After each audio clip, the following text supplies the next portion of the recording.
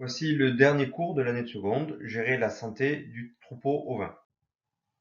Dans ce cours, nous reverrons les signes de mauvaise santé que nous avons déjà vus en TP, les origines des maladies, les différents types de traitements et les règles d'utilisation des médicaments vétérinaires, et nous finirons par quelques exemples de maladies les plus courantes dans les troupeaux ovins.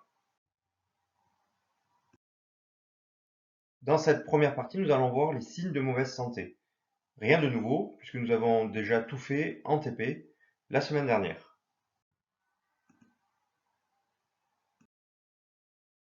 La première étape pour l'éleveur est d'observer son troupeau régulièrement. Elle est indispensable pour identifier les animaux malades ou qui peuvent avoir des problèmes. En particulier, les moments les plus propices à l'observation du troupeau sont le moment des repas, notamment pour identifier les animaux qui ne viennent pas manger. Au moment des déplacements, on verra les animaux qui s'isolent ou éventuellement les animaux qui boitent.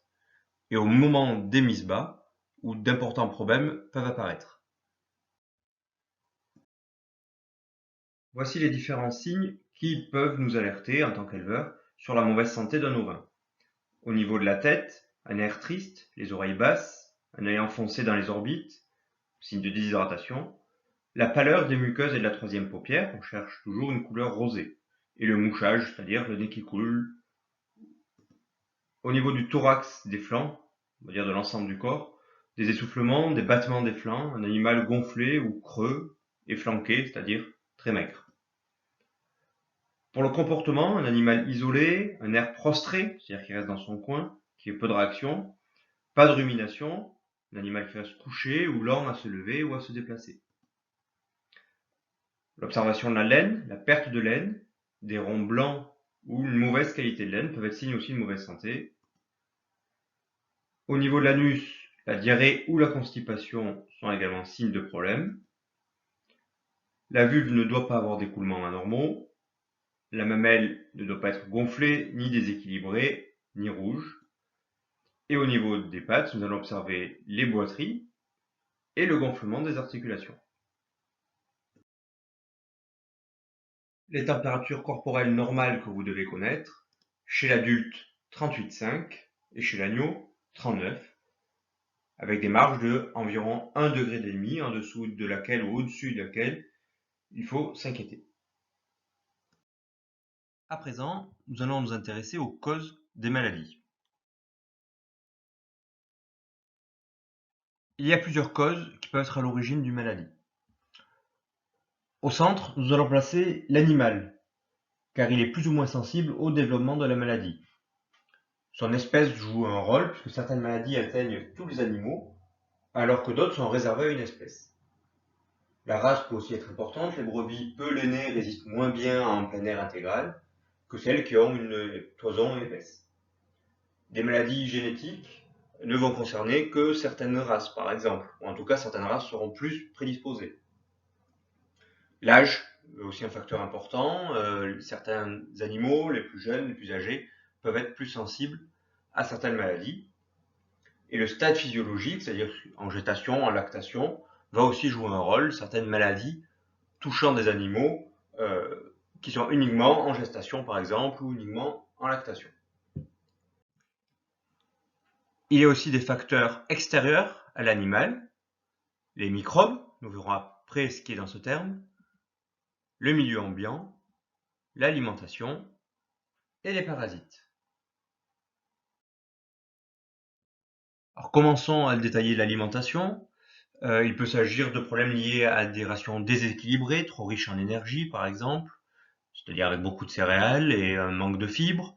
Les manques de fibres, donc de fourrage, peuvent aussi entraîner des problèmes de rumination, une alimentation insuffisante, l'intoxication par des plantes particulières, des plantes toxiques par exemple, ou une intoxication au cuivre chez les ovins. Le milieu ambiant va désigner à la fois la température, l'humidité, c'est-à-dire l'ambiance du bâtiment, mais aussi toutes les pratiques d'élevage, c'est-à-dire la façon dont l'éleveur travaille et organise son travail. L'organisation des lots plus ou moins grands, la densité en bâtiment par exemple, peuvent être des causes de maladies. Dans les parasites, il va y avoir deux cas. Alors déjà la définition, un parasite, c'est un être vivant qui profite d'un autre être vivant, qu'on appellera hôte, pour subvenir à ses besoins. Vous avez vu en agronomie ou en biologie qu'il peut y avoir d'autres cas de coexistence entre êtres vivants.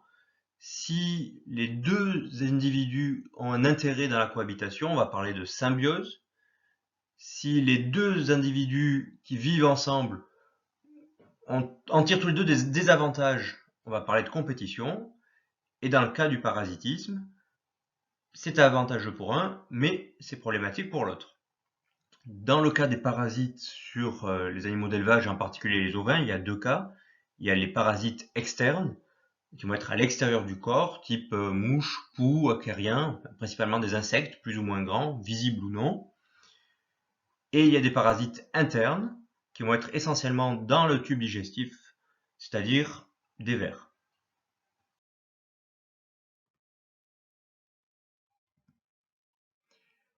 Les microbes. Alors ce terme assez général va en fait désigner deux possibilités. On peut parler de bactéries. Une bactérie, c'est un être vivant composé d'une cellule sans noyau.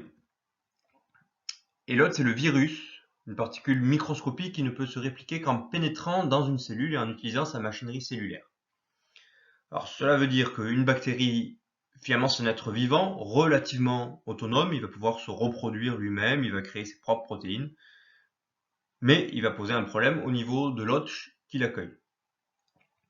Le virus, lui, en général, on ne le considère pas comme un être vivant. C'est une sorte de petite enveloppe, une capsule, qui va contenir de l'ADN, mais le virus est par lui-même incapable de se reproduire tout seul. Il a besoin d'entrer dans une cellule de l'animal qui l'infecte, et en fait, il va détourner le fonctionnement de sa cellule, et la cellule, au lieu de produire ses propres protéines, au lieu de répliquer son propre ADN, elle va se mettre à fabriquer l'ADN du virus, fabriquer les protéines du virus, et elle va fabriquer de nouveaux virus. Donc le terme microbe est assez général et peut désigner soit bactérie, soit virus. Ça, ce sont les 4 principales causes et elles peuvent bien sûr se combiner. On peut avoir des maladies qui sont dues et à un microbe et qui vont être influencées ou qui vont être plus graves dans certaines conditions, certaines pratiques de l'éleveur. Alors les animaux sont plus ou moins sensibles, nous l'avons vu, suivant leur âge, leur sexe. Lorsqu'une maladie apparaît dans un troupeau, elle est souvent due à un agent pathogène, c'est-à-dire le virus, la bactérie, la substance toxique ou le parasite, qui est directement responsable de la maladie. Et il y a également ce qu'on appellera des facteurs de risque, c'est-à-dire des éléments qui ne sont pas directement responsables de la maladie, mais qui vont la favoriser. Vous devez maintenant récupérer sur Pronote un PDF qui s'appelle Agents pathogènes et facteurs de risque. Et vous allez réaliser l'activité, c'est-à-dire lire le texte qui présente un cas de problème sanitaire chez un éleveur. Et à partir de ce texte, vous allez trouver le ou les agents pathogènes et identifier les facteurs de risque. Vous pouvez faire maintenant pause sur cette vidéo pour faire l'exercice et vous reprendrez la vidéo une fois que l'activité est réalisée pour voir la correction ensemble.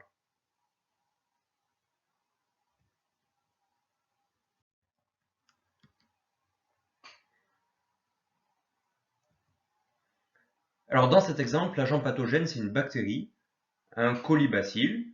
C'est cette bactérie qui est présente dans l'élevage, que les agneaux ont attrapée, on va dire ça comme ça, et qui provoque les diarrhées. Et il y a de nombreux facteurs de risque.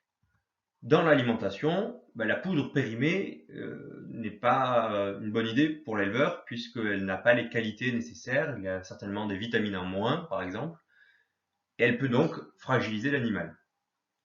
De la même façon, le changement de poudre du jour au lendemain n'est pas une bonne solution. Pour tous les changements alimentaires, on essaye de faire une transition, c'est-à-dire pendant quelques jours, un mélange des poudres. D'abord la plus ancienne en premier, en grande quantité, et on change petit à petit pour arriver à un aliment nouveau, sans que ce soit brutal pour l'animal. Et enfin, la quantité de colostrum est insuffisante puisque l'agneau est enlevé très tôt de sa mère. Au niveau du milieu ambiant et des pratiques de l'éleveur, il y a une densité trop élevée, comme c'est dit dans le texte, au moins les animaux n'ont pas froid, mais s'ils sont très serrés, ils vont pouvoir plus facilement développer des maladies et même se les transmettre. Nous l'avons déjà dit, mais la séparation de leur mère est trop tôt pour que le colostrum puisse être pris dans de bonnes conditions. L'éleveur devrait laisser les agneaux au moins 12 heures avec leur mère. Et enfin, le curage des bâtiments se fait trop tard. Il est fait quelques jours avant l'arrivée des agneaux, alors qu'il devrait être fait beaucoup plus tôt pour permettre un véritable vide sanitaire, c'est-à-dire une période sans animaux, ce qui permettrait de faire baisser le nombre de bactéries présentes dans le bâtiment. Nous arrêtons le cours ici pour le moment. Vous pouvez me poser les questions si besoin en commentaire de la vidéo ou sur la discussion sur Pronote. Comme d'habitude, pensez à prendre le cours au fur et à mesure. Et la semaine prochaine, nous verrons la prévention des maladies qu'on appelle prophylaxie et les différents types de traitements.